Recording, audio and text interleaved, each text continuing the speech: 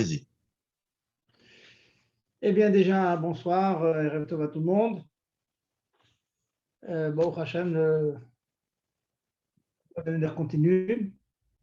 Bon, il y a eu une petite absence la semaine dernière, raison personnelle, mais on va tâcher de faire que le mois contienne le Mérouvé qu'en une petite heure, nous puissions rattraper donc le petit manque. Comme d'habitude, donc un petit mot sur la paracha. N'oubliez pas, la Torah, elle est là pour nous pénétrer, pour nous donner des enseignements, nous permettre de nous attacher davantage à Kosh Baruch Hu, à Dieu. Et donc, dans la paracha de cette semaine, dans la paracha de Koubé, le pasuk nous dit Vayaviu et à Mishkan el Moshe. Ils ont amené le Mishkan à Moshe. Rachid dit Lo asa Moshe shum melacha le Mishkan. Voilà. Eh bien, on voit que Moshe Rabbeinu n'a pas été Mishtatef, mais Mishkan. On verra la raison. Et puis, un autre pasuk nous dit, toujours dans la paracha, Vayikach vayiten et Aedut el Aaron. Voici qu'il a pris et qu'il a mis l'Aedut dans le Aaron à Kodesh, qui avait dans le Kodesh à Kodashim. Et Rachid sur place explique, c'est quoi le Aedut? C'est les Louchot. Donc le pasuk de la Torah nous dit qu'on a pris donc le Aaron dans lequel on a mis les Aedut, c'est les Louchot qui contiennent donc en tamtit toute la Torah Kula, l'ensemble de la Torah. Dans le Midrash nous dit, alors je vous lis le Midrash, Besha'a, à l'heure, Shama Kavbocho le Moshe, Asa Mishkan. On lui a demandé à Moshe fait le Mishkan. Il a dit à Betzalel, Maoua Mishkan, c'est quoi ce Mishkan? À Marlo, Sheyishre Akashbochu, Shrinato Betocho. C'est l'endroit, c'est quoi? C'est quoi ce chidouche? C'est quoi cette nouveauté? C'est l'endroit dans lequel Akashbochu va faire résider sa présence, sa Shrina. Ou Mehmed, et cela nous enseigne, les Israël, pour nous enseigner, on amène les Israël à la Torah. À Marlo, Betzalel, quand il a entendu cette réponse, Betzalel dit Ve'echan à Torah netuna, où est la Torah? À Marlo, Aaron. Donc les louchot sont de l'Aaron. Apparemment, ces successions, ce midrash, c'est un peu étonnant. Pourquoi? Il est connu la chita du Ramban. Vous savez qu'il y a une grande discussion, je crois que je vous en ai parlé à une autre occasion. Une grande marloquette dans les Rishonim, Rambam et Ramban. Rambam, Rabbeinu Nachmani, pense que l'essentiel du but pour lequel le Mishkan a été érigé, c'est pour que la Shrina réside dans ce monde. Et en passant par le Mishkan, ensuite, il irradie dans le monde entier. Le Rambam, lui, pense que l'essentiel de la Kavana, l'intention pour laquelle le Mishkan a été fait, c'est pour les korbanot. Certains expliquent ces deux explications, sachant que chacun est d'accord avec l'explication de l'autre, mais chacun dit l'essentiel de la Kavana, c'est cela, et pas l'autre. Mais les deux sont vrais. Une raison insiste sur la Shrida, c'est-à-dire la descente divine dans le monde. L'autre insiste sur les korban, c'est l'élévation du korban vers Hachem, donc l'élévation du juif vers Dieu. Deux mouvements connus. Eh bien, ça c'est les mots du Ramban qui nous dit que quoi? Que le Mishkan c'était pour la Shrina. Eh bien, chez Ikar, de Mishkan ou Makom, chez Munachat Ashrina, chez Yaharon, chez Ishra Ashrina, chez Ashrat Ashrina, Aïta, Beikar Be'aron, Vimken Madoua Nehemar Bemidrash Aron ou Bishvil la Torah. Alors, je répète donc la question. Le Rambam nous dit que le Ikar, c'est la résidence divine.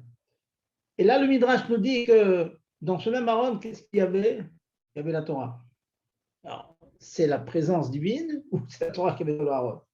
Le Ramban, l'essentiel, c'est la présence divine qui est bien sûr dans tous les Mishkan, mais essentiellement dans le centre du Mishkan, à savoir dans le Aaron. D'un autre côté, qu'est-ce qu'on vient d'expliquer? Le Midrash nous dit que dans le Aaron, on mettait les tables, on mettait la Torah, on mettait les louchot. Alors, c'est l'un ou c'est l'autre? C'est la présence divine ou bien c'est les louchot? C'est le Torah ou c'est le divin? Eh bien, la réponse est simple. C'est Ouadim, c'est la même chose. Vous savez que le Tanya explique longuement la différence qu'il y a entre les mitzvot et la Torah elle-même. Les mitzvot Hashem, ce sont les commandements divins, c'est la ratson Hashem. Par exemple, on brandit les arba minim à Sukkot, on rentre dans la soukha. Il y a le ratson Hashem, la volonté divine qui veut qu'on prenne ces arba minim et qu'on fasse la mitzvah avec. Le corps utilise ses membres pour faire le ratson. L'union avec Hashem est certes elle, mais elle n'est pas absolue. Il y a le ratson Hashem, Hashem veut qu'on prenne les quatre espèces, qu'avec cette espèce, on fait la mitzvah. Il veut qu'on dans la mitzvah. Non, il veut qu'on mette les tefilines, on met les tefilines. Ratson Hashem qu'on fasse, on le fait. Mais c'est en quelque sorte comme deux choses. Il y a l'homme et la volonté divine. Dans la Torah, comme explique le Tanya, c'est beaucoup plus profond l'union. En étudiant la Torah, on fait un yichud nifla, on fait une union parfaite. J'ai eu l'occasion de le dire, mais il faut dire et répéter, chazorba be chazorba, être convaincu, avoir une émoura pshuta, une mesure profonde, que chaque mot de Torah que l'on dit, c'est Dieu lui-même qu'on attrape. Et c'est ça la réponse à l'apparente contradiction dont on a parlé au début. À savoir, d'un côté, Betzalel demande à Moshe qu'est-ce qu'il y avait dans le Aaron. Il dit il y a les Luchot, il y a la Torah. De l'autre côté, le Rambam nous dit que l'essentiel du Mishkan et en particulier du Aaron, c'est pour contenir Ashrat Ashrina. Alors, c'est la Torah ou c'est la Shrina? Réponse, c'est la même chose. La Shrina présente divine dans le monde ne peut être rattrapée que parce que Akash Baruch Hu a été Tintem et Tatzmo, il s'est contracté dans la Torah. Et donc, chaque mot de Torah, on va en dire quelques-uns tout à l'heure, on va dire des halachot. Essentiellement, notre travail, c'est apprendre des halachot. On va faire Ilchot Otsaha ce soir. Eh bien, chaque halakha que l'on va dire, c'est un chel de Dieu qu'on attrape. Et comme Dieu est infini, comme bien connu un Mouchatzidi qui dit, lorsqu'on attrape une partie de l'infini, on attrape l'infini lui-même. Donc, les mots que l'on va dire, c'est Dieu lui-même que l'on va attraper. Ça, c'est ce chidouche extraordinaire que nous dit le Tanya et qu'il faut dire et répéter. Le juif qui a le zechut, qui a le mérite d'apprendre un petit peu de Torah, il ne fait pas seulement la volonté divine. Au-delà de la volonté divine qu'il accomplit, il s'unit d'union parfaite avec Dieu. Ce n'est pas simple à comprendre ces concepts-là, mais à force de le répéter, d'y réfléchir, d'être mis de bonheur, on arrive à sentir la chose. Quand on réfléchit à un sujet de Torah, on est complètement dedans, dans le sujet. D'un autre côté, le sujet, il est complètement en nous.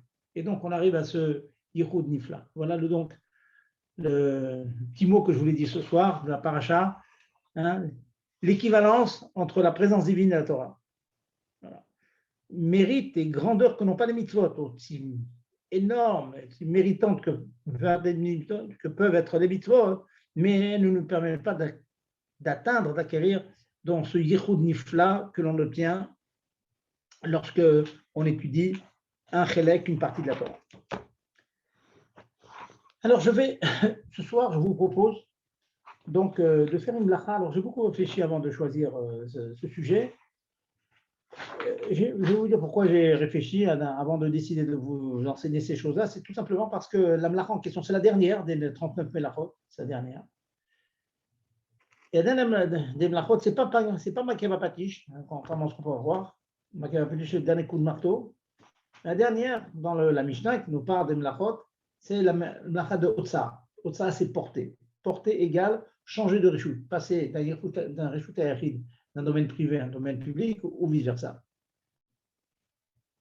Sortir un objet, avoir un mouchoir dans la poche et sortir. Alors pourquoi je vous disais que j'ai hésité?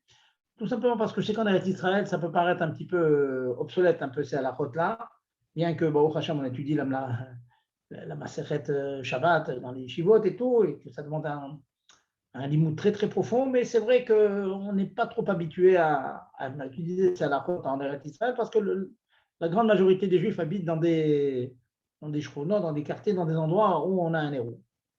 Mais malgré tout, je sais que beaucoup d'entre vous, en particulier francophones, reviennent souvent en route Salaret, Et donc, on a besoin de connaître ça. Il y a d'autres endroits où le hérouve, où il n'y a pas de hérouve. Il y a d'autres endroits où il y a, oui, un hérouve, mais les gens ne sont pas sobrimes. Ça ne s'appuie pas sur l'hérouve pour diverses raisons. En tout cas, quoi qu'il en soit, il est bon de connaître ces halachot. C'est que porter Shabbat est interdit. Alors, bon, ça tout le monde sait, hein, la Torah nous dit qu'on n'a pas le droit de porter, donc prendre un objet de sa maison, un livre de sa maison, l'amener à la choule, hein, je sors de la maison, ceci est interdit. La melacha Kitour, c'est prendre un objet de la maison, faire akira, la déraciner de la maison, ça, la sortir dans la rue, et un acha et la poser. Voilà donc la melacha. Achnasa, rentrer, si vous avez un objet dans la rue, vous le ramassez, faites akira de la rue, vous faites une marknis, vous le rentrez dans la maison et vous posez quelque part dans la maison. Ça, c'est la melacha.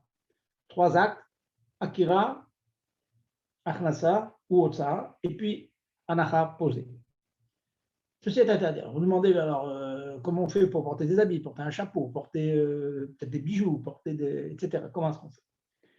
Nos chachamim nous définissent et nous disent qu'un habit, l'homme est tenu d'être habillé, hein, c'est d'abord quelque chose d'évident. Nous avons 3 grandes catégories de cas pour lesquels la Torah permet de porter.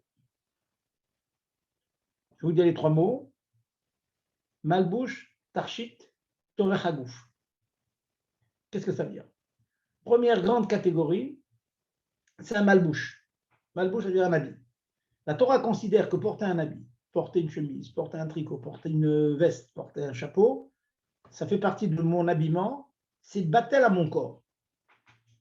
C'est comme ça devient mon corps. Mon corps a besoin de ces habits, que ce soit pour me protéger du froid ou du chaud, ou que ce soit pour des raisons de tzniut, d'être couvert. Derrière malbouche, quand quelque chose est porté de manière habituelle d'être porté, alors il n'y a pas d'interdiction de otsa. Si on la porte de manière inhabituelle, il peut y avoir otsa, l'interdiction d'otsa. Un exemple, un talit, un homme qui met un talit sur lui, sur les épaules, c'est comme ça qu'on porte le talit, sur les épaules. Une personne qui aurait un talit plié, et qui le met sur son épaule pour la choule, c'est interdit. Parce que ce n'est pas le derer, ce n'est pas l'habitude de porter un talit comme ça plié sur l'épaule. Donc, en résumé, tout ce qui est derer malbouche, je vais vous donner beaucoup d'exemples tout à l'heure. Qu'est-ce qu'on appelle derer malbouche? Qu'est-ce qu'on appelle l'habitude normale de s'habiller? On va la définir tout à l'heure. Ensuite, deuxième grande catégorie d'éléments qu'on peut porter sur soi, qui ne sont pas forcément des levushim, des habits dont on a besoin pour le froid, pour le chaud, pour la tzniut, mais qui décorent le corps. Ça s'appelle un tarshit, un bijou, ça décore. On le porte sur soi, les noïs, pour être plus beau, plus présentable. En particulier pour les nashim, hein, c'est pour les femmes, elles veulent porter une broche, elles veulent porter une bague, porter une boucle d'oreille, etc. Eh bien, comme ceci, c'est considéré comme un tarshit, comme un bijou, ça embellit le corps. Ça peut exister chez les hommes aussi, hein, des personnes qui veulent avoir une pochette, on en parle, une pochette sur la veste parce qu'ils estiment que c'est joli. Et certains hommes ont un bijou, des bijoux que les hommes portent. On va dire une montre qui serait une montre de valeur en or, que l'on porte en tant que bijou plus qu'en tant qu'ustensile pour nous donner l'heure. C'est considéré comme un bijou et donc on peut sortir avec. La troisième catégorie d'éléments que l'on peut porter, qu'on peut sortir de la maison, dans la rue, ou qu'on peut rentrer de la rue dans la maison, ce sont les éléments qui s'appellent torqué à bouffe. Le corps a besoin de ces éléments. Comme le corps a besoin de ces éléments, ils font en quelque sorte partie du corps. Exemple que tout le monde comprend, vous avez un plomb dans les dents. Un plomb dans les dents, vous avez un pansement dans les dents. En attendant qu'on remplace la dent par une prothèse, etc., eh bien, on peut mettre un plâtre en attendant. Donc, mon corps, ma dent, a besoin de ce plâtre, de ce plomb, dans la mesure où cette chose est méchamèche mon corps, serre mon corps, c'est considéré comme une partie du corps, j'ai le droit de sortir avec dans la rue. Car encore plus classique, des lunettes. C'est très bien qu'un myope ou une personne qui a besoin de lunettes, il a le droit de sortir dans la rue avec ses lunettes. Bon, certains sont marqués, ils mettent un élastique de peur qu'il tombe ou qu'on le ramasse. Ok, mais le din pur et dur dit qu'on peut, personne qui a besoin de lunettes, a le droit de porter des lunettes. Quelqu'un qui aurait une prothèse, hein, le pied, la main, chose d'étranger à son corps, mais qui est adapté à son corps. Même qu'il ne le porte pas tout le temps. Il rentre chez lui, il enlève peut-être la prothèse. Malheureusement, en Israël, on a des blessés comme ça qui ont des prothèses. Et à la maison, ils peuvent l'enlever, mais tant qu'ils mettent la prothèse et ils marchent comme ça dans la rue, ça devient un chélek de leur corps, ça devient une partie de leur corps, et donc c'est un tzorech hagouf, on a le droit de le porter.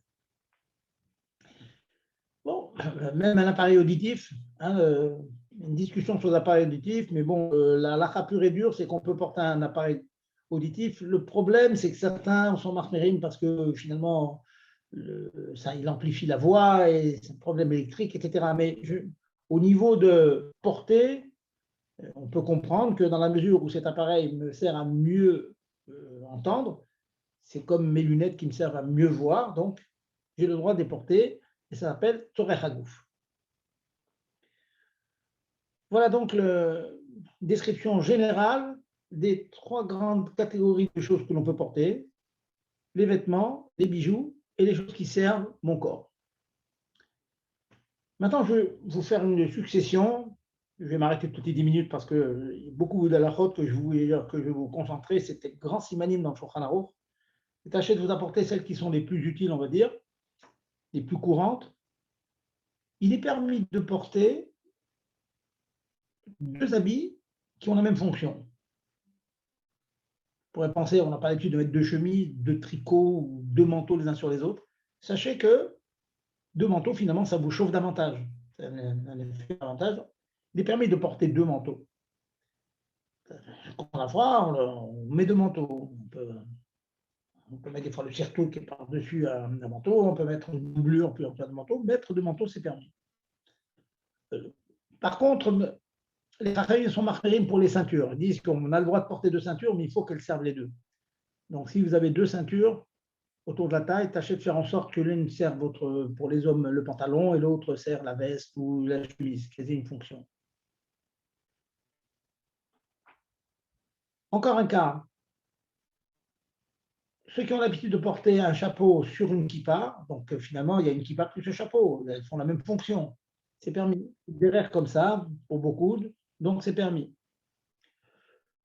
Le gartel, pour les chassidés Chabad ou les chassidim qui mettent le gartel, même qu'ils ont autour de leur pantalon une ceinture, le gartel est permis de le porter.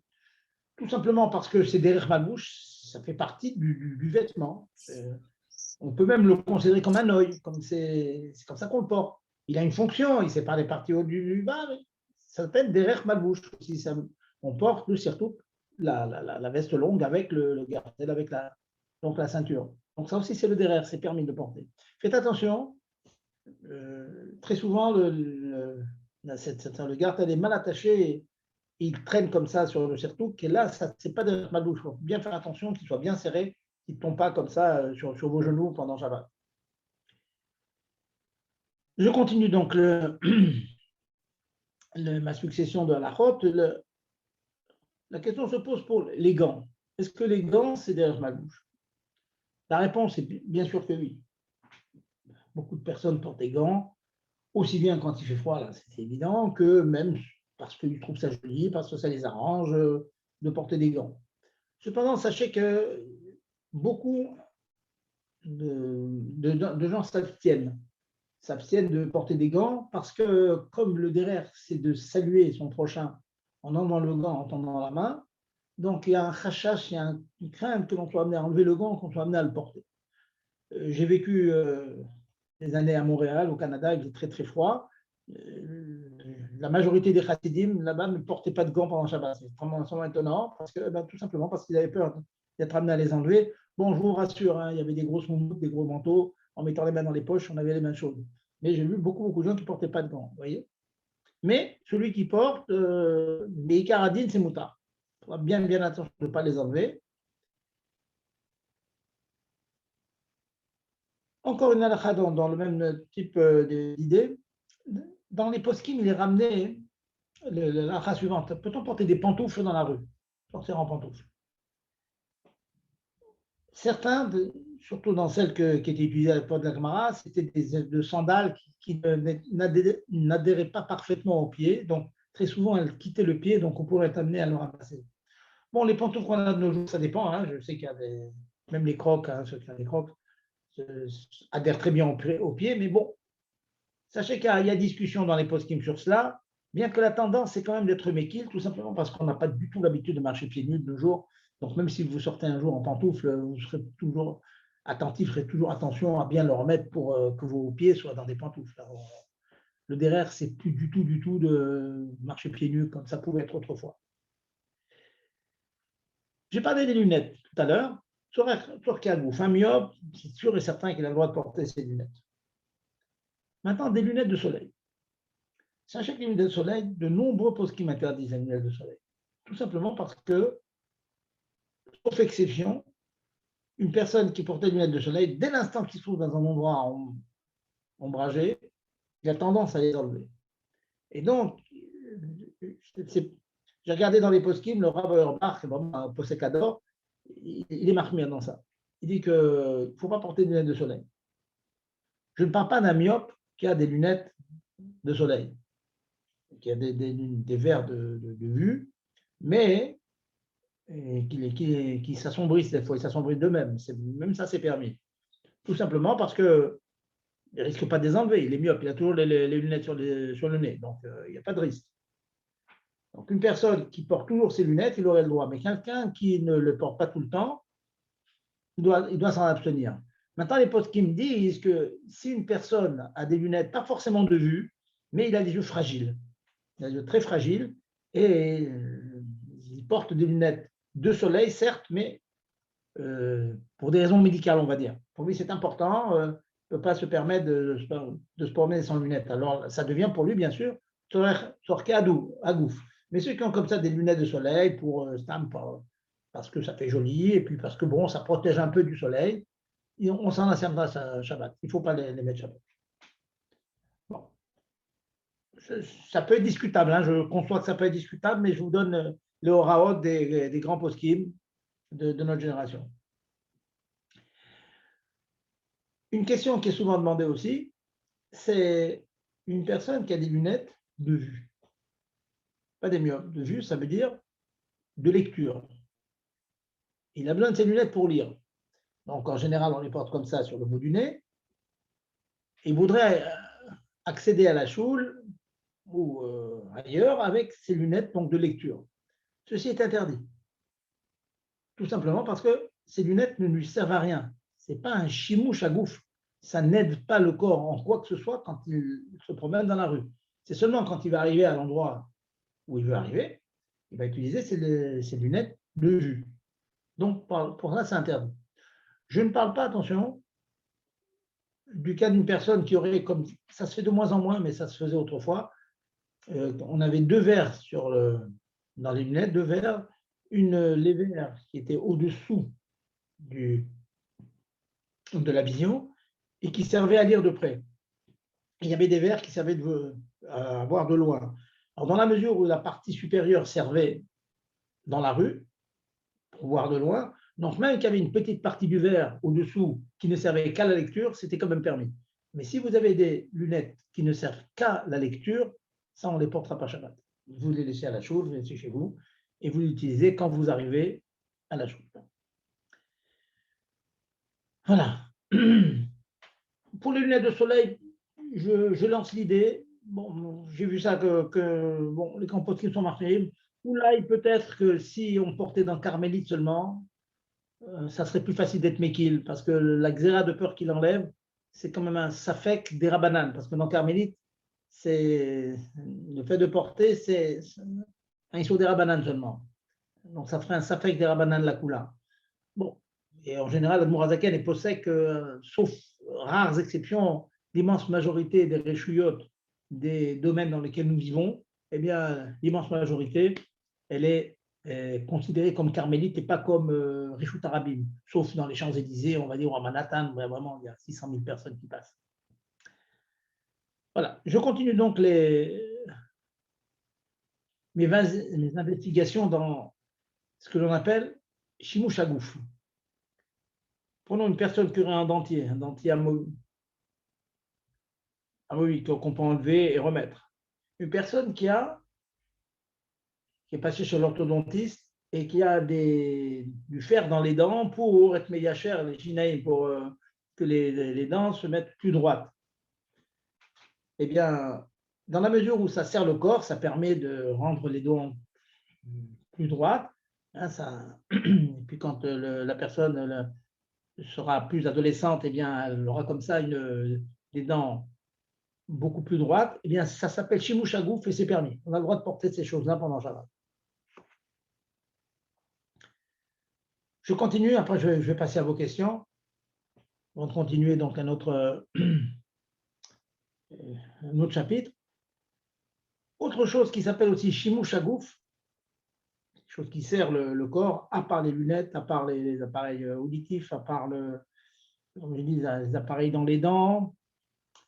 Lorsque l'on a un plâtre, imaginons qu'on a un plâtre autour du pied. C'est grâce à ce plâtre que mes os vont trouver leur place. On a le droit de sortir Shabbat avec. Alors vous allez me demander, ah oui, mais si j'ai un plâtre, je ne peux pas marcher sans béquille. C'est une question qui est souvent demandée. Est-ce qu'on peut marcher avec des béquilles Shabbat? Est-ce qu'on peut prendre une canne pour s'aider à marcher Shabbat? La réponse est la suivante. Cela dépend du paramètre suivant. Est-ce que la béquille et la canne ont une vraie fonction de pied? Ça me remplace mon pied. Comment saurais-je que ça remplace mon pied? Tout simplement en observant comment je marche pendant le chol. Est-ce que le chol, j'ai besoin de mes béquilles, j'ai besoin de la canne? Ou bien non, c'est juste on va dire un confort. Si j'en ai besoin, je ne peux pas marcher sans mes béquilles, je ne peux pas marcher sans la canne. Et en général, c'est à la maison qu'on voit ça. Est-ce que j'ai besoin de mes béquilles à la maison? Alors vous allez me dire, à la maison, on se débrouille peut-être en attrapant des chaises ou des fauteuils. Je ne parle pas de ça. Et effectivement, personne qui n'utilise pas ses béquilles parce qu'il est collé au mur, il attaque les chaises, ça, c'est pas un mifran, c'est pas un examen. On part dans la mesure où il est au milieu d'une pièce vide, est-ce qu'il marcherait avec ses béquilles ou pas? Alors, si cette personne, oui, il prend ses béquilles chez lui, il prend sa canne chez lui, donc ça veut dire que vraiment sa canne ou ses béquilles auront remplacé ses jambes, ça s'appelle Shimush Hagouf, et oui, on a le droit d'utiliser ses béquilles. De même, comme je l'ai dit tout à l'heure, un plâtre. De même, une personne qui aurait le bras droit-gauche plié comme ça et est obligé de le tenir avec un vêtement en bandoulière, un foulard, une bandoulière. Donc il l'attache autour du cou et puis le bras est posé sur ce vêtement. Eh bien, ceci est permis. Ceci est permis. Tout simplement parce que ça devient quelque chose qui méchamèche son gouffre. Pour pouvoir porter, pour pouvoir marcher, j'ai besoin d'avoir mon bras qui est plié de cette manière. Je ne peux pas le laisser. Je suis obligé de le soutenir. Bien, dans la mesure où je suis obligé de le soutenir, donc cette espèce de foulard en bandoulière, ça devient un habit qui méchamèche mon gouffre, qui serre mon gouffre, qui est soumis à mon gouffre, et donc j'ai le droit de porter. Intéressant comme à la femme, qu'on a le droit donc de sortir comme ça avec un foulard en bandoulière autour du cou. De même, je boucle ces là. Toute protège, j'ai dit c'est permis, protège les pieds, les mains. Et de même aussi, une personne qui serait obligée de sortir avec un pansement. Pour une raison quelconque, j'ai un pansement autour du pied, autour du bras, etc. Dans la mesure où le pansement me protège d'une plaie, et même, ça ne me protège pas d'une plaie, mais ça évite, par exemple, qu'une partie sensible s'éclatine un peu plus. Imaginez que vous ayez acheté comme une paire de chaussures neuves et vous avez comme ça des cloques. La paire de chaussures neuves, vous avez des cloques. Vous voulez mettre un petit morceau de coton ou un pansement, un sparadrap, disons. je parle qu'on l'a mis avant Shabbat, hein, sinon le mettre Shabbat, c'est une autre question, hein, c'est tout à fait une autre question. Mais disons que le pansement y est depuis Erev Shabbat, je peux parfaitement le mettre, même qu'il ne me guérit pas, je pourrais m'en passer, mais il va m'éviter d'avoir mal au pied et que la chaussure continue à égratigner mon pied, j'ai le droit de mettre ce pansement.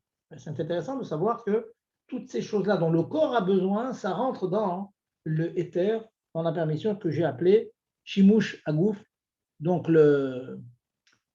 qui sert le gouffre. Par contre, si vous portez, imaginons que vous portiez, donc on a dit, un pansement ou bien pour que le médicament reste sur la plaie, ou bien tout simplement pour vous éviter d'être égratigné, ça c'est motard.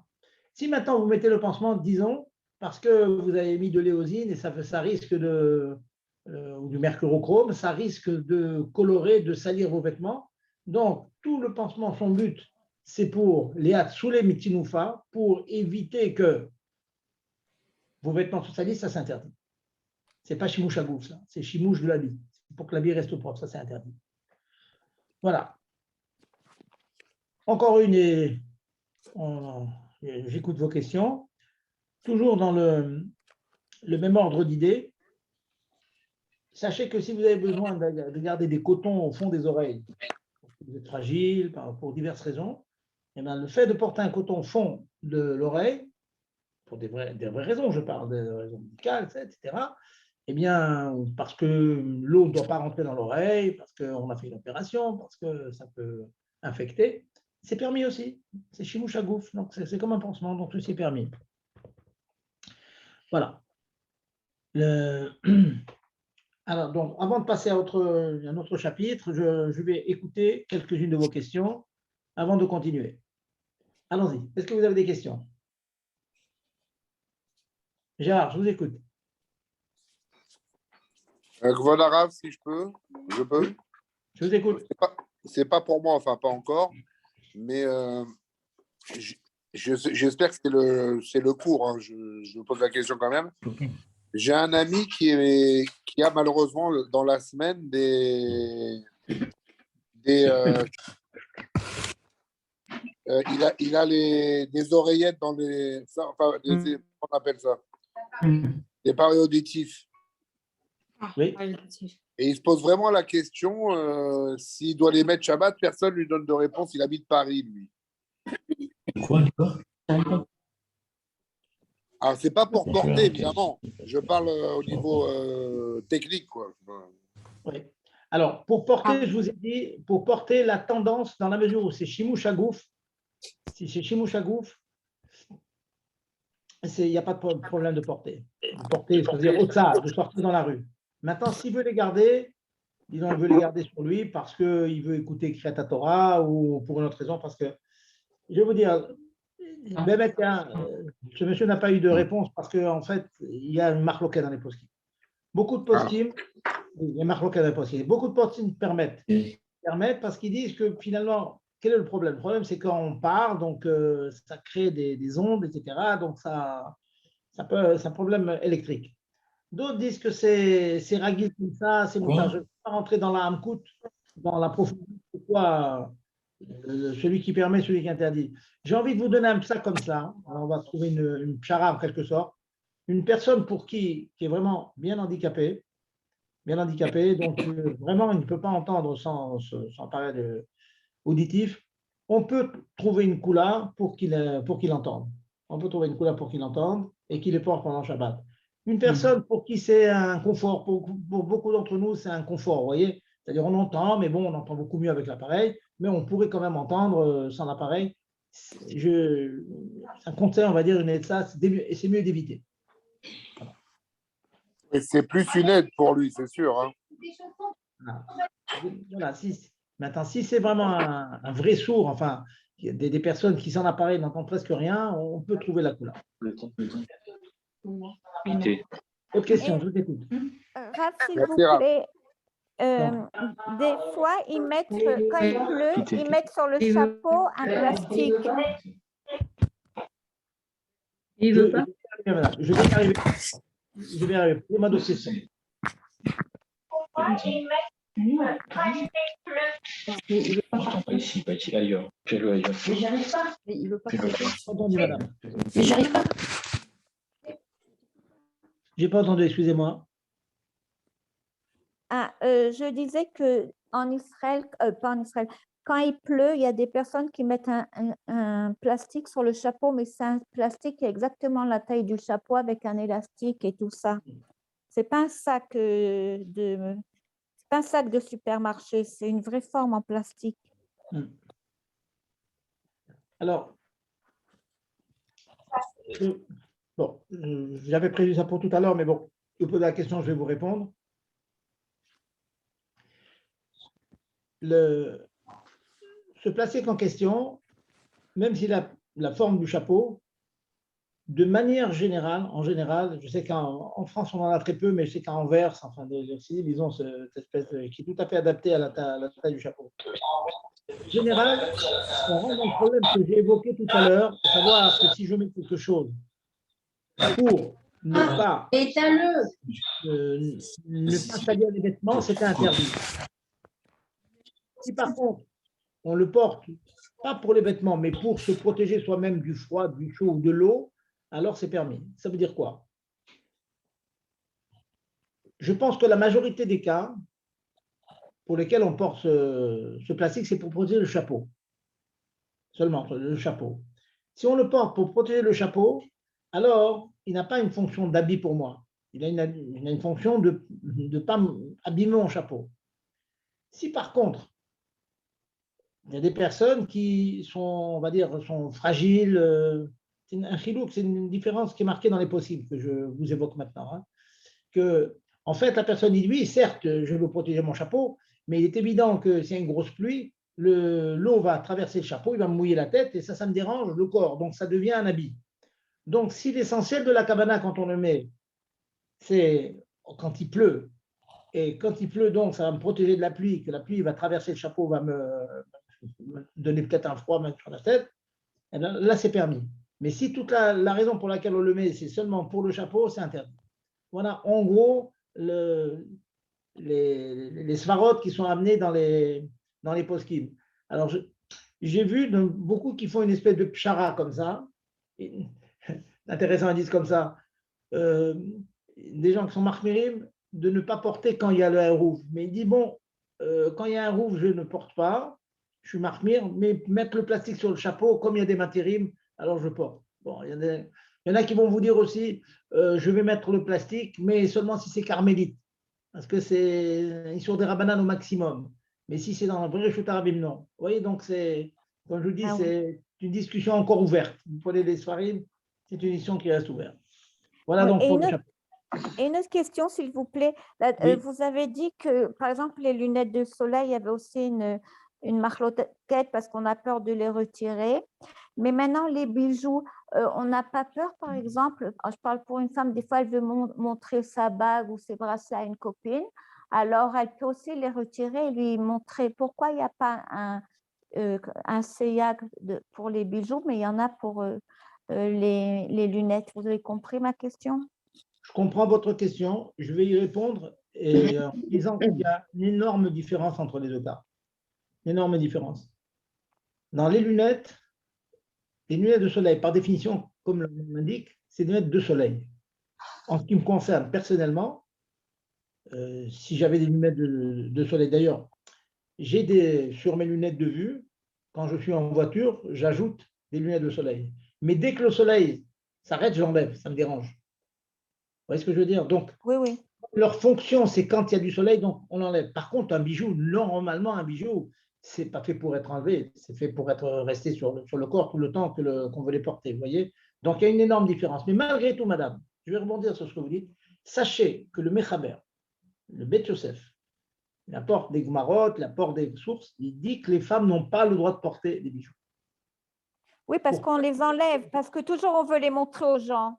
Voilà, parce qu'on peut les montrer aux gens. Le Rama sur place, donc le Posek Ashkenaz et Admour Zaken, il tend comme cela, il dit Mina Gaolan, c'est d'être Mekil de nos jours là-dessus, parce que les gens ont moins l'habitude de montrer leurs bijoux. Donc ça veut dire, personnellement, je connais des Sfaradim Froum très médagdekim bamitzvot, qui vous demandent à leur femme de ne pas porter de bijoux, ni bague, ni collier, ni rien. Oui. Voilà. Mais je sais que le minhag haolam, même chez les chassidim et tout, que les femmes portent des bijoux. Ah, merci. Autre question? Oui, Rav Zerbib, Shimon. Je voulais vous demander, pour les boutons qui se trouvent sur des vêtements de rechange, qui sont fixés sur le vêtement. Oui, écoutez, je vais me permettre, si vous me permettez, parce que toutes les questions qu'on me demande là sont prévues dans la suite du jour. Donc, je vais vous donner encore un petit quart d'heure et vous allez voir, vos questions vont être répondues. Oui. Alors,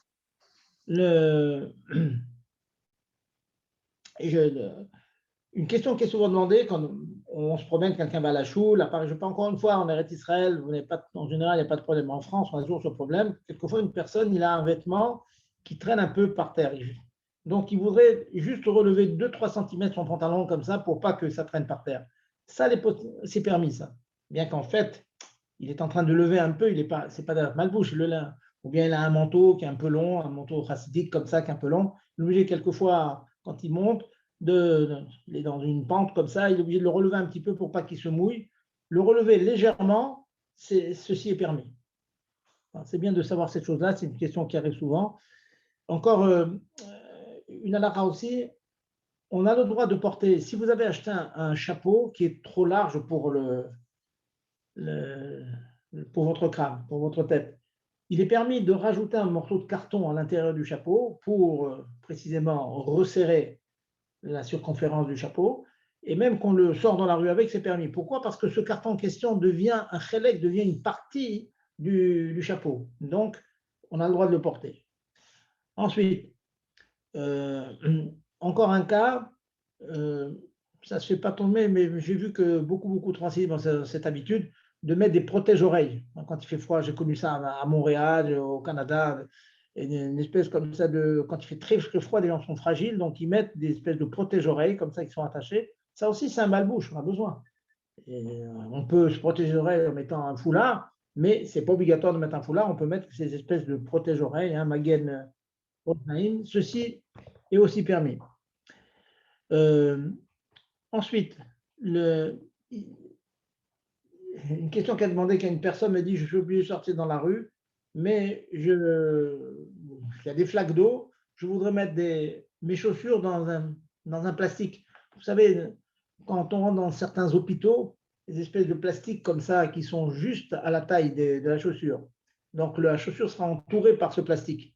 Ça aussi, on a le droit de le porter si l'intention, c'est précisément pour pas que les chaussures se mouillent. C'est exactement la même svara, la même logique du plastique sur le chapeau. Si je fais ça pour pas que mes chaussures se salissent, c'est interdit. En général, si on fait ça, c'est parce que si on va sans ce plastique, les chaussures vont prendre l'eau, les chaussettes vont se mouiller aussi. Donc là, c'est protection du corps, c'est chimouche à gouffre, c'est permis. Autre chose Rav aussi. Zerbib, Oui. excusez-moi, je vous interromps parce que là, je suis dans la rue. Est-ce que on peut faire un petit rendez-vous téléphonique c'est un problème de santé par rapport à un appareillage électrique pendant Shabbat. J'aurais voulu vous exposer la situation. Est-ce qu'on peut faire un rendez-vous téléphonique après le shiur, si Dieu veut? C'est possible. Alors, vers quelle heure je peux vous appeler? Après shiur, c'est plus tard, vers 10h française. Parfait, merci. Parce que je suis dans la rue, là, et j'ai plus beaucoup de batterie. Merci, Rav, merci. À tout à l'heure. Dans le même genre, Rav, je peux poser une question, Rav? Oui, bien sûr. Alors, regardez, vous me voyez là? Oui. Regarde, je suis là. Ah non, là, je ne vous vois pas, là, je vous ai pas. Ah, pardon, c'est pas grave. Alors, vous savez, à Paris, quand il fait chaud, j'ai une veste. Disons, je suis pas court, j'ai une veste. Mais, alors, je ne l'enlève pas et je les mets sur l'épaule. Je pense que ça, c'est interdit. Mais est-ce que je l'enlève et parce qu'il fait tellement chaud, et je l'enlève, mais il est toujours sur moi, mais si vous voulez, le col, il est carrément au milieu du dos. Est-ce que c'est permis? Vous voyez ce que je veux dire ou pas du tout? Oui, c'est-à-dire vous l'enlevez un petit peu, quoi. Vous l'avez un petit peu enlevé, votre veste. Ouais, mais sans le mettre sur les épaules. Hein. Ouais. Écoutez, je vais vous dire, je vais répondre aux deux questions, aussi bien sur les épaules que comme vous dites.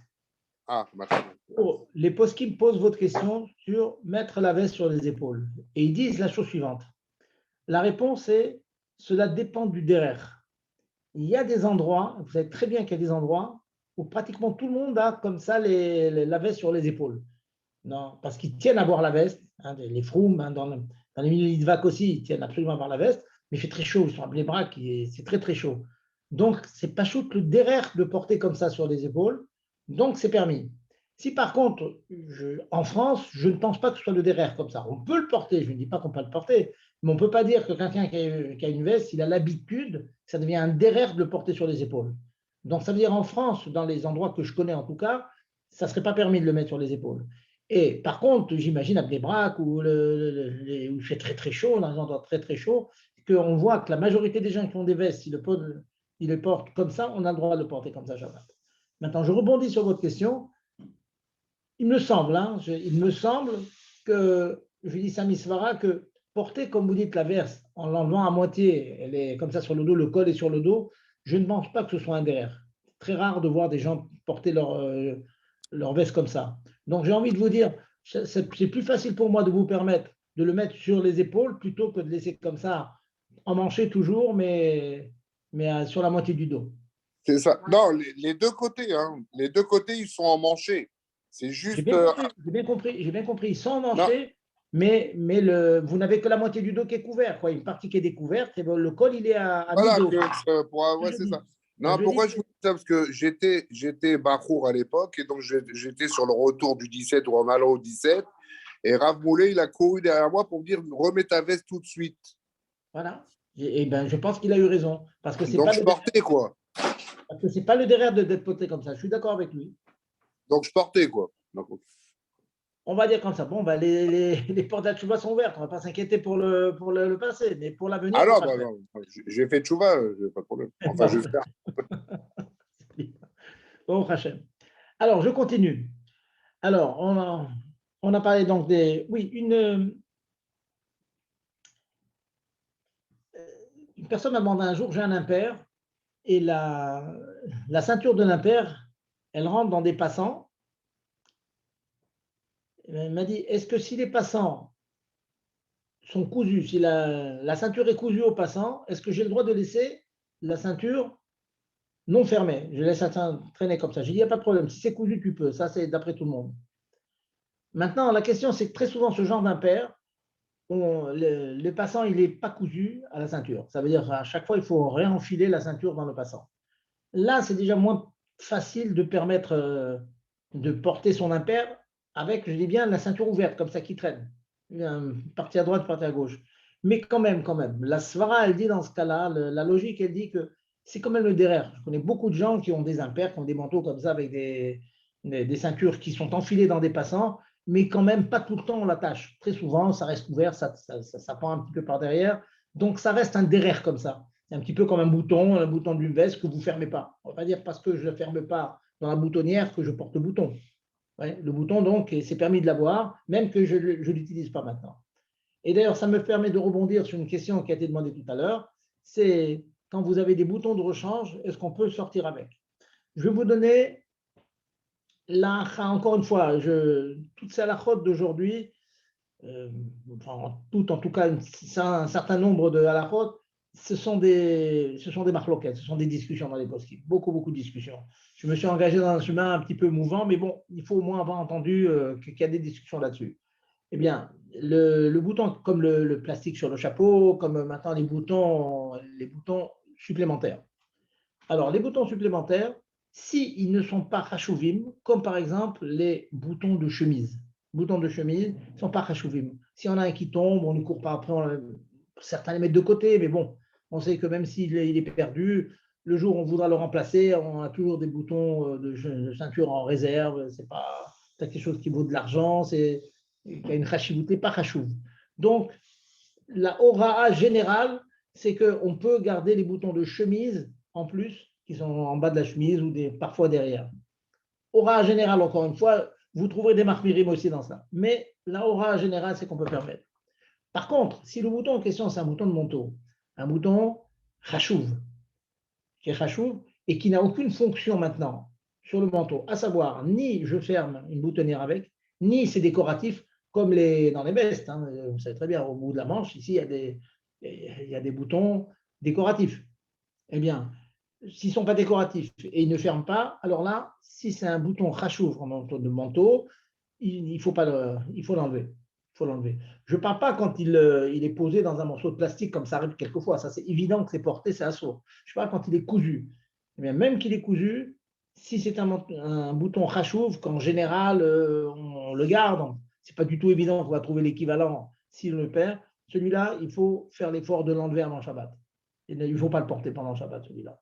Voilà, en 2 mots, un bouton chachouv, c'est porté. Un bouton non chachouv, il est battel au vêtement et on peut le porter. Et encore une fois, il y a des discussions là-dessus. Je vous donne le psaque que j'ai l'habitude de dire quand on me pose ces questions-là. Une halakha très très intéressante, qui est la suivante, c'est, imaginons que vous ayez une veste, une chemise, un manteau, avec un crochet au cou, qui permet d'accrocher. Donc le petit crochet qui est cousu au vêtement, il arrive parfois qu'il se casse, qu'il se découle. Et il reste une partie du crochet qui reste cousue au vêtement. Est-ce que ce crochet, il est rachouv et donc c'est porté, comme le bouton rachouv dont j'ai parlé, ou bien non? Il ne dérange pas, il est cousu une partie par rachouva. Eh bien, la réponse, elle est comme ça. Encore une fois, c'est des discussions, mais c'est la réponse admise. Cela va dépendre de la chashivut que vous lui donnez, vous.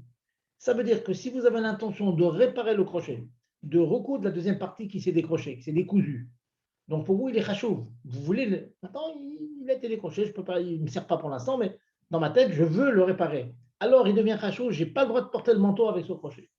Si par contre, comme ça arrive pour beaucoup, beaucoup de personnes, une fois que le crochet il s'est détaché d'un côté, bon, on l'oublie. On l'oublie. On ne prend pas le soin de l'enlever entièrement. On l'oublie, il est accroché derrière, mais il restera très longtemps. On a le droit de le laisser comme ça. Très intéressant, vous voyez comme halakha, c'est vraiment très fin. Hein, ça va dépendre. C'est Kavanato l'etaken.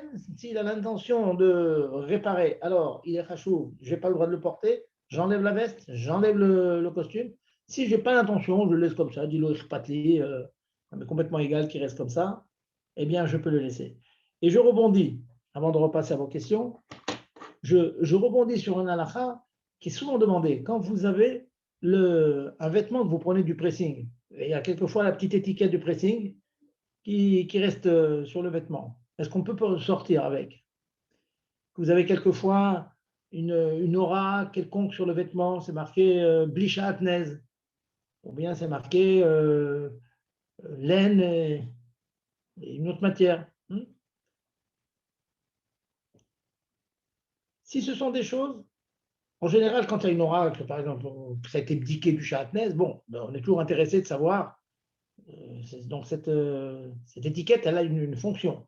Donc, elle fait partie du béguet, elle est battelle au béguet. Si c'est une étiquette qui donne le prix du vêtement, en général, on est macpi de l'enlever.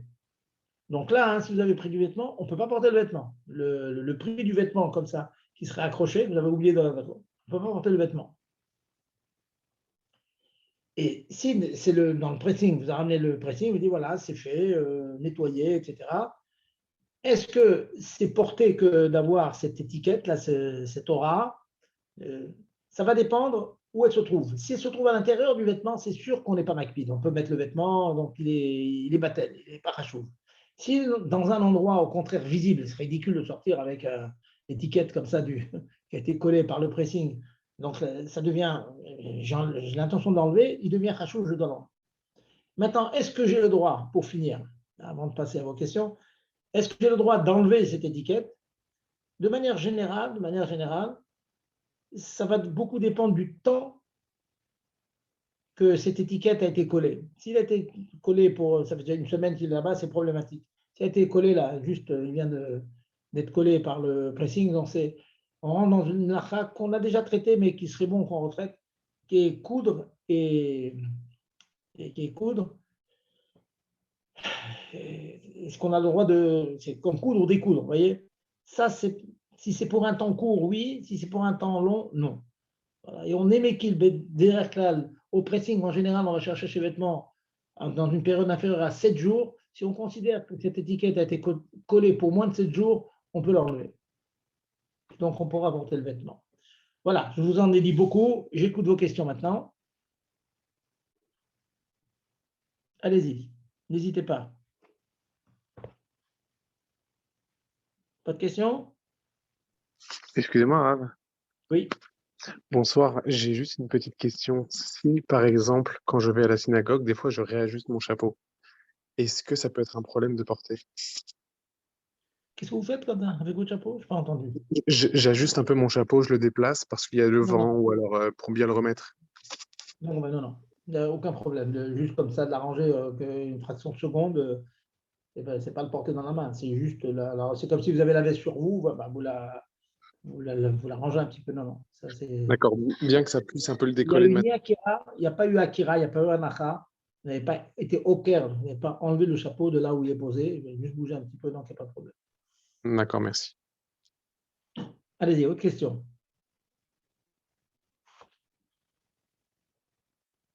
Pas d'autres questions?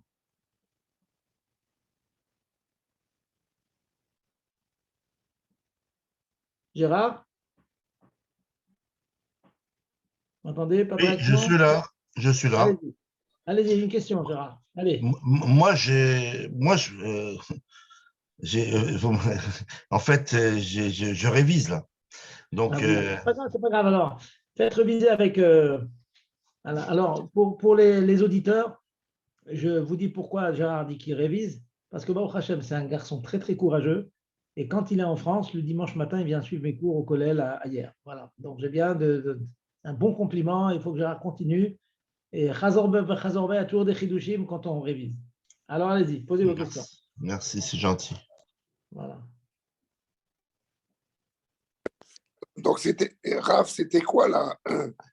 Excusez-moi. C'était quoi l'histoire des boutons? Parce que, enfin, même en Israël, je veux dire, on a toujours le même problème. Oui ou non alors? Le Est-ce qu'on bouton peut qui est en. la Les chemise boutons, avec le bouton? les boutons qui sont en surplus dans la chemise, là, Alors, en bas. le psaque, donc je redonne le psaque, cela dépend de la chashivut des boutons. Si le bouton n'est pas chashouv, on peut le porter quand il est en plus. S'il est chashouv, on ne peut pas porter. Et qu'est-ce qu'on appelle pas chashouv? Des exemples concrets quand même.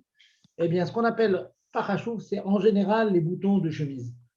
Les boutons de chemise, c'est vrai qu'on peut être acquis une fois qu'un tombe, on le garde de côté pour le remettre en général. Ils n'ont pas beaucoup de valeur. Très souvent, on les jette et on a toujours une petite boîte à la maison avec beaucoup de boutons de chemise qu'on remet. Vous voyez. Donc, on considère que les boutons de chemise, en général, ne sont pas chachouvim.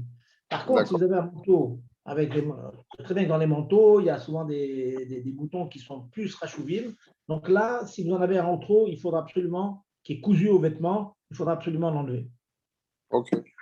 Sauf bien sûr, s'il est décoratif, comme j'ai dit tout à l'heure, sur la manche, vous en avez qui sont décoratifs. Sur le surtouk, il y a 3 boutons qui servent à fermer le surtouk. De l'autre côté, vous avez 3 boutons qui sont décoratifs. Ça n'a aucun problème. Ça, c'est non. Et je vais finir avec un point intéressant.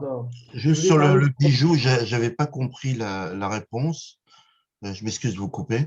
Vous savez, en ce qui concerne, alors donc quand c'est pour faire joli des bijoux, bon, on voit des fois des hommes qui ont des bracelets, soit en tressé, soit en doré, en or, et c'est vraiment des bijoux. Est-ce qu'on considère qu'ils sont en train de porter? Alors, là, c'est pas une femme, hein, je parle d'homme. Oui, j'ai bien compris. Alors, si ces personnes-là portent ces bijoux en tant que bijoux, et qu'il y a un derrière, il y a des hommes qui portent ça en tant que bijoux, des gens qui ont des colliers, des gourmettes, des bagues, ça existe. C'est pas des gens qui sont hors normes, ça existe ces choses-là.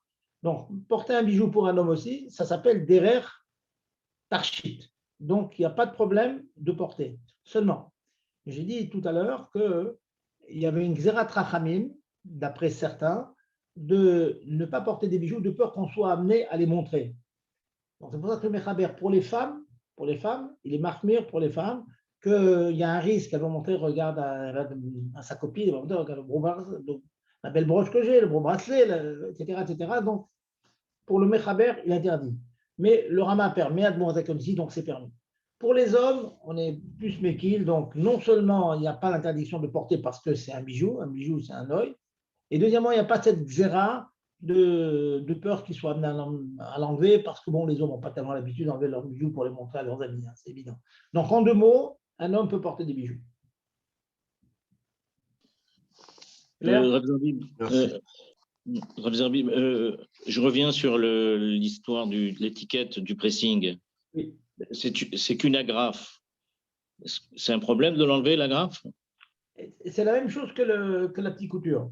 Alors, si cette agrafe a été mise pour un temps, alors on va dire moins d'une semaine. Si vous savez, par exemple, vous avez amené, je ne sais pas, le lundi, vous avez amené vos vêtements, vous les cherchez mercredi, jeudi, vendredi. Donc, c'est moins d'une semaine. Donc, l'agrafe, moins d'une semaine, on peut être méquille de l'enlever. Oui. On considère que c'est une tfira qui n'est pas chez le Kayama. C'est pour un temps court. Ah, d'accord. Voilà. Ok. Oui, mais la question, elle n'est pas sur la tfira, Rav, enfin, pour moi, quoi. C'est est-ce qu'on porte, si on a cette agrafe, du numéro de pressing pour récupérer son pressing? Il y a deux problèmes ici. J'ai traité les 2 problèmes. J'ai Ah, commencé d'accord. par le problème, est-ce que c'est porté que d'avoir la marque du pressing? Et ça, je vous ai répondu que ça dépend Non, si ce papier-là, pas la il est marque. craché. Gvodarav, c'est pas la marque, c'est le. Vous savez, quand on va chercher le numéro 89, et ça correspond, mais il reste 89 avec la grafe de l'étiquette 89.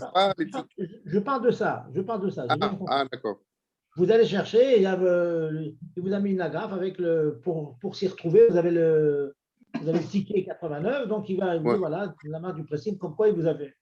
Alors, j'ai répondu comme ça. Est-ce que c'est porté? Ça dépend si cet agrafe et ce papier-là, c'est marqué 89, il est khachou. Alors, s'il est à l'intérieur, j'ai dit tout à l'heure, s'il est à l'intérieur du vêtement, ça ne vous dérange pas du tout qu'il y ait un papier comme ça qui soit agrafé sur votre vêtement pour le sortir dans la rue, ça ne vous dérange pas. Donc Tout à là, fait. il est passé au vêtement, c'est permis. S'il est devant, alors là, c'est problématique. C'est pas joli, on va sortir avec un papier comme ça qui est agrafé à notre veste. Donc pour nous, il est khachou, je veux l'enlever. Puisque j'ai la carte d'enlever, donc ça s'appelle porter ça. Maintenant, je suis passé à la 2e question. Sachant que c'est porté, est-ce que je dois l'enlever? Et c'est ça que j'ai traité en 2e partie. Ah, et ça, oui, c'est permis. Et ça, c'est permis si c'est moins qu'une semaine. Voilà. Oui, d'accord. Vous voyez, c'est Pourquoi, deux problèmes différents. pourquoi après une semaine, ça serait intégré? Parce que ça devient, d'après certains, ça devient un kécher chez le Kayama. Un kécher pour un temps long qu'on n'a pas le droit de défaire. Ça fait partie de Meïl, genre. Voilà, exactement. Ah, d'accord. Okay. Voilà. Parfait. Écoutez, je vois que c'est une grosse mlacha, je pensais la finir, mais je vous ai dit à peine la moitié de ce que j'avais l'impression de vous dire. Donc, Bezat Hashem. Si vous avez d'autres questions, vous notez-les, vous me les posez la semaine prochaine.